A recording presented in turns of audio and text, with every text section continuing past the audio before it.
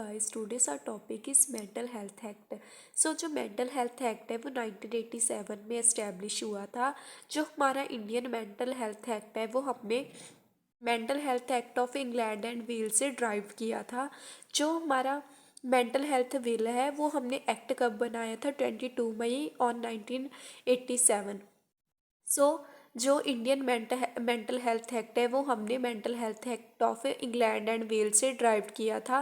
पहले हमने mental health bill pass किया था और एक्ट कब बना था वो 22 मई 1987। ऑब्जेक्टिव्स क्या है मेंटल हेल्थ एक्ट के?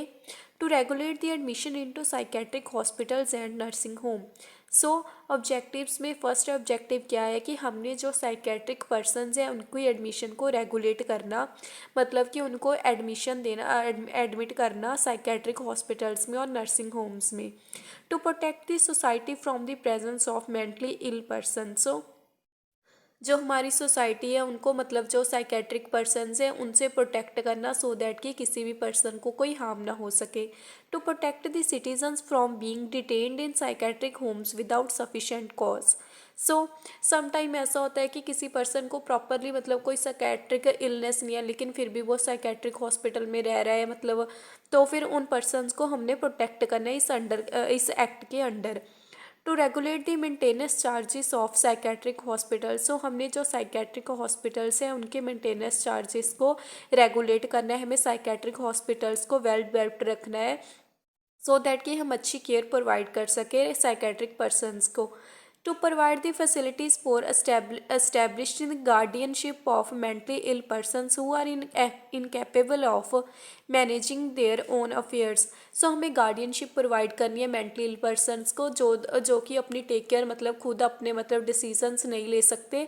जो भी उनकी प्रॉपर्टी है उनके, मतलब उसकी टेक केयर करने के लिए एक कोर्ट है जो एक गार्डियनशिप, मतलब कि उनको एक पर्सन प्रोवाइड करते हैं कि जो उनकी मतलब प्रॉपर्टी की टेक केयर करता है on the behalf of mentally ill person. Mental health act के 10 चैप्टर्स हैं। फर्स्ट चैप्टर में क्या है?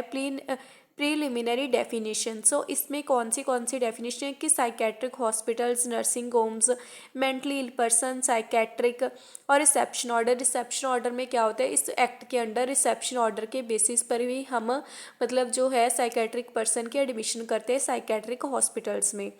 चैप्टर 2 में क्या है? Mental health authority. It deals with the establishment of a central and state authorities for regulation and coordination of mental health services. इसमें क्या होता है कि सेंट्रल और स्टेट अथॉरिटीज़ है आपस में कोऑर्डिनेट और रेगुलेट करती है सो दैट कि मेंटल हेल्थ सर्विसेज को अच्छे से प्रोवाइड किया जा सके, उन्हें रेगुलेट किया जा सके। चैप्टर 3 में क्या है कि साइकेट्रिक हॉस्पिटल्स और साइकेट्रिक नर्सिंग होम्स वो इस्टेब्लिश होते हैं, मतलब कि उनको, मतलब जो भी स्टैंडर्ड्स है उस अकॉर्डिंग हमने इस्टेब्लिश करना है। चैप्टर 4 में क्या है? Admission and detention in psychiatric hospital. कौन सी एडमिशन होती है साइकेट्रिक हॉस्पिटल में? एडमिशन ऑन वॉलंटरी बेसिस की पर्सन को खुद लगता है कि हाँ मुझे साइकेट्रिक इलनेस है, वॉलंटरी बेसिस पर वो अपनी एडमिशन कराता है।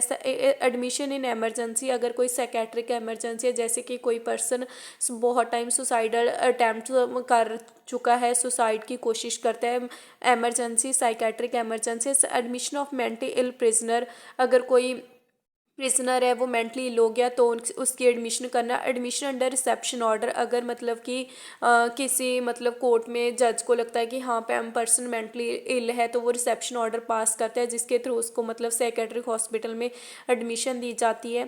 चैप्टर 5 में क्या है? Inspection, discharge, leave of absence and removal of mentally ill person.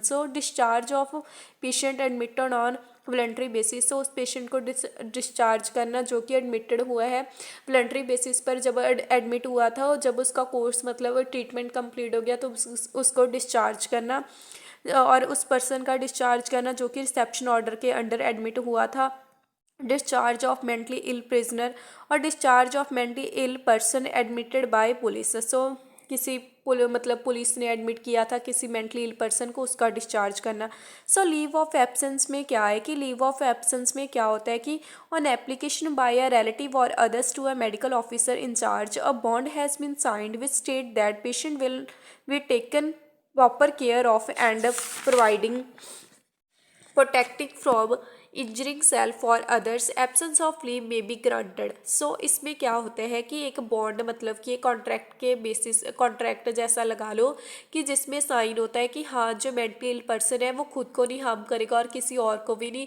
ये इस बात का उसके रिलेटिव्स ध्यान रखेंगे जो कि मतलब कि पर्सन को लीव के लिए आए लेने के लिए। सो उनसे बॉन्ड साइन करवाया जाता है। मैक्सिमम 60 डेज़ की लीव मिलती है पर्सन को।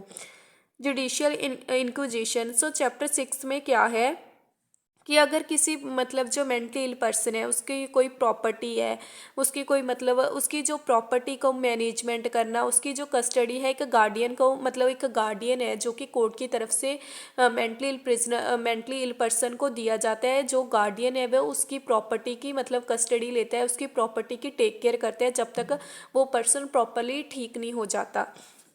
सो चैप्टर 7 में क्या है, liability to meet the maintenance cost of mentally ill person. So legally मतलब कि जो मेंटली इल पर्सन है उसको मतलब उसको मेंटेन मतलब उसको मेंटेन रखना। सो चैप्टर 8 में क्या है, protection of human rights of mentally ill person. So जो मेंटली इल पर्सनस के ह्यूमन राइट्स हैं उनको प्रोटेक्ट करना।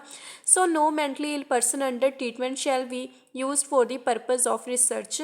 सो किसी भी मेंटली इल पर्सन को हम किसी भी रिसर्च पर्पस के लिए नहीं यूज़ कर सकते। हाँ कि हमने कोई एक्सपेरिमेंट करना है कि हम उस मेंटली इल पर्सन पर कर लेते हैं, हाँ कि हाँ ये तो मेंटल है फिर भी मतलब हम एक्सपेरिमेंट कर लेते हैं, कुछ नहीं होता। सो एक मतलब कि लीगल बात है कि हाँ हम उसको जो उसके ह्यूमन राइट्स हैं उसको प्रोटेक्ट करना है। No letter or communication send by or to a mentally ill person shall be destroyed. So कोई भी लेटर जो कम्युनिकेशन है किसी इल पर्सन के लिए आई है, जो इल पर्सन ने मतलब कोई लेटर सेंड की है तो उसको मतलब हमें डिस्ट्रॉय नहीं करना है, ये ह्यूमन राइट्स के अगेंस्ट है। सो चैप्टर 9 में क्या है, penalties and procedure. It deals with the procedures to be followed for establishment and maintenance of psychiatric hospitals and penalties. So इसमें जो हम सारे प्रोसीजर्स से डील करते हैं जो कि साइकेट्रिक हॉस्पिटल्स को मेंटेनेंस करने के लिए एसेंशियल है। सो चैप्टर 10 में क्या है कि जो भी मेडिकल मतलब कि मेडिकल ऑफिसर्स है उसने कौन से प्रोसीजर परफॉर्म करने हैं, क्या उसकी मतलब राइट्स है।